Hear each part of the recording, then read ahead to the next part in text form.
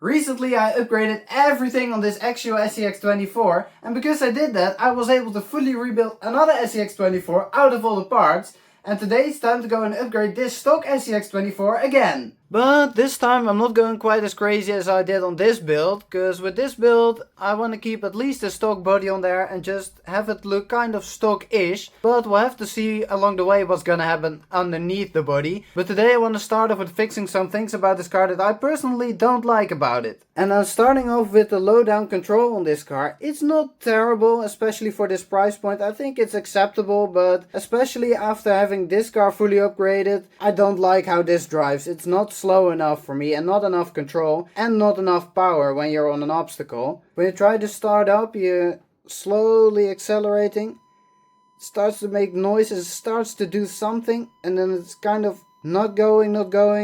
It's kind of glitchy in the beginning, and then it's immediately pretty fast, and especially when you're on an obstacle, it's kind of glitchy, and then it shoots off. It's pretty fast, and I don't like it, and I'm not sure if it's just the ESC or the ESC and the motor. So I thought I'd start off by changing the ESC in this car with this VeriTech ESC, this Lizard Pro. It's a brushed and brushless ESC, so both. So in the beginning I can still use the stock motor, but later on I can decide whether I want to keep it brushed or go brushless or whatever I want. So I thought this is pretty good starting point. And then the next thing I don't like is a servo. It's not terrible and it's pretty fast. It's powerful enough in its current form, but once you start adding weight, it's not powerful enough anymore. And the thing I especially hate about it is it makes a really annoying, very high-pitched noise when you put the servo under some stress. I don't even know if the camera can pick it up.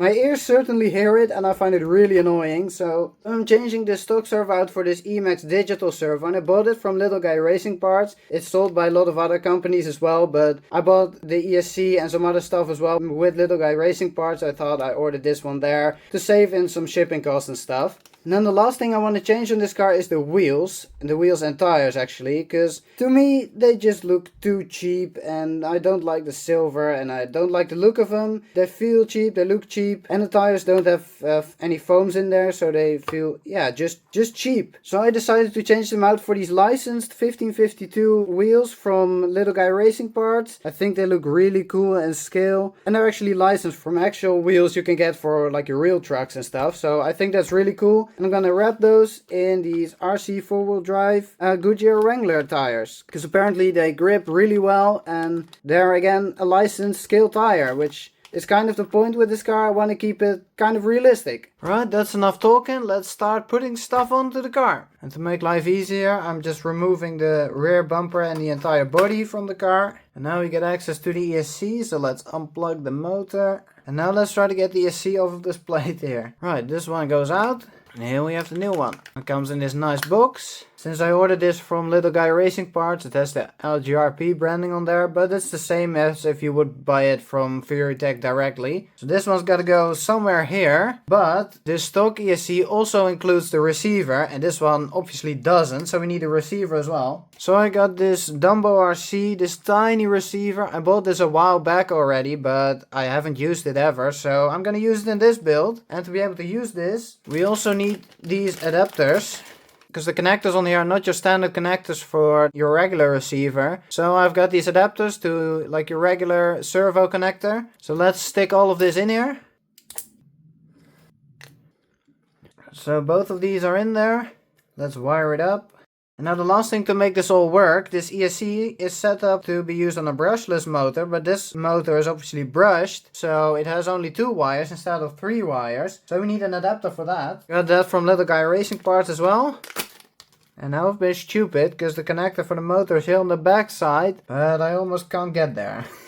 Right, there it is, all wired up. Now let's see if it's gonna work. Plug in the battery. Now I've not bound the receiver to any transmitter yet, but I'm gonna use this Dumbo RC 10 channel radio. I use this for pretty much all of my RCs. So let's turn it on. Now hopefully when we hold down this button on the receiver and then turn it on, it should bind to the transmitter. Let's see how this works. Gotta figure it out. So that was actually pretty easy. Connecting the receiver was just a case of having everything turned on and pressing this little button right here. That was it. Somehow it didn't work on camera, but yeah, that was just it. And then I actually opened the app on my phone and I actually set up this ESC already. I changed it to brushed instead of brushless and I calibrated it. It's really easy, just press the calibrate button and it tells you exactly what to do. Very easy, and now it's fully set up, so let's see. Alright, so let's see what it does. I'm slowly increasing the throttle. Cables are binding on the tires, but that is a bit better already. It's not amazing, it's still relatively quick, but at least it's more controlled than it was before. And now let's see if I can drive over my hand again. How controlled that's gonna be. This ESC should have FOC. I'm not sure if that works on a brushed motor as well or only brushless. But what that means is that it should be more controllable when you're driving over obstacles. Still pretty fast and a little bit twitchy, but it is a lot better than the stock ESC was. So yeah, I might change out the motor in the future, maybe a different brushed motor or maybe brushless. I'll have to think about that, I'm not sure yet. But this is already a big improvement. Now let's put the new servo in. To make this easier, I will just take off the shocks here in the front. Alright, now it just drops down in the front so we can get better access to the servo. Now you might have noticed that I've taken the entire servo tray off as well. That's because this new Emax servo is apparently too big for this servo mount. But luckily I still have this Enduro servo mount from the previous project. I haven't used this one, so we can use this one in this build. Nice, fully metal geared on the inside. And yeah, it is bigger than the stock one. Now we can either take the servo horn with servo saver from the old servo, or maybe one of these is gonna work better. It came with the servo. Let's try this one so we don't have to bother with the servo saver again. But before we put that on, let's plug this new servo in and make sure it's centered. For some reason, that's always when you try to put a servo horn on, the position exactly in the middle is never straight. Now let's put it back onto the axle. Right, so except for the wheels here in the front, it's fully back together now, and I really need to sort out all these wires at some point because this is incredibly long. But let's see if everything works. Turn on the radio and turn on the car. Servo works nicely as well. And this one doesn't make the annoying high-pitched noise because that was my biggest problem. And it should hopefully, oh yeah, loads more power. I'm blocking it with my thumb and it's bending the steering link. So yes, this is a lot more power. Nice.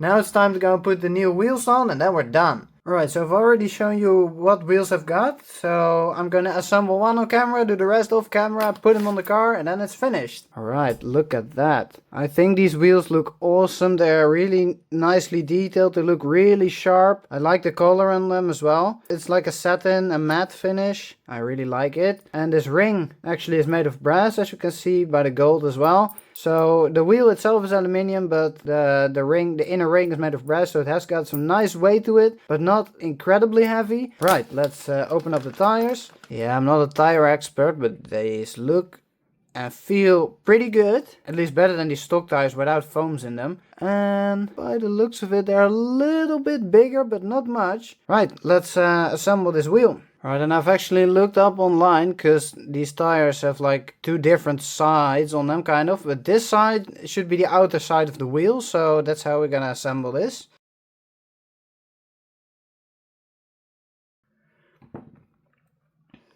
Right, there we have one wheel assembled. I think it looks really cool. Let's get the other ones together and put them on the car. Right, so here are the four wheels ready to get put on the car. But before we're gonna put them onto the car, I have one last thing to show you that has to do with these wheels. Because we could of course use these stock wheel nuts to put them back on, but they don't look the greatest. And from Little Guy Racing Parts, when you order these wheels, you can opt to get some 1552 branded wheel nuts for just a couple cents extra. So I got those.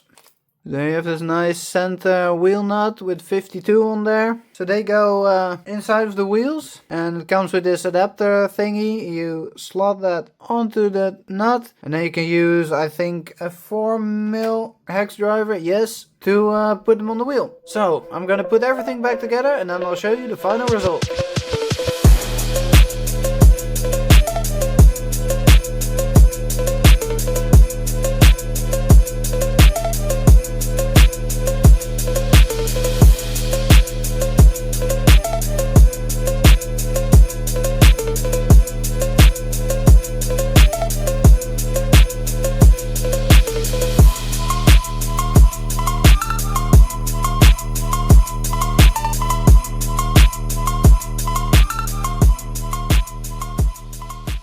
Alright, there it is. I am very happy with how this car turned out. I love the way these wheels look, and the tires look great as well. Very nice and scale, because that's what I want with this car. It needs to look kind of realistic, and with only adding these wheels with the brass rings on the inside, the car already feels substantially heavier, and yeah, that just feels nice and premium. And yeah, well, I haven't tested the performance of the car too much yet, but I'm going to test it out over the course of the next few weeks. I'm just going to try things out, take it outside as well, and just test out how this car drives and what needs to be improved, because I want to go more strategic on the upgrades on this car throughout this project. So I'm just going to have to drive this thing a lot and see what its weaknesses are.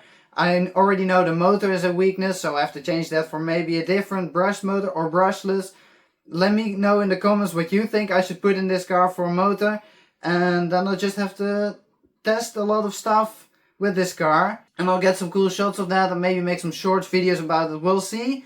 But yeah, for now this is going to be it with this car, but there's a lot more coming with this. So if you like what I've done with this video today, please leave this video a like. And if you want to see what's coming up with this car, because there's a lot going to happen with it, please subscribe to my channel, and then I'll see you in the next video.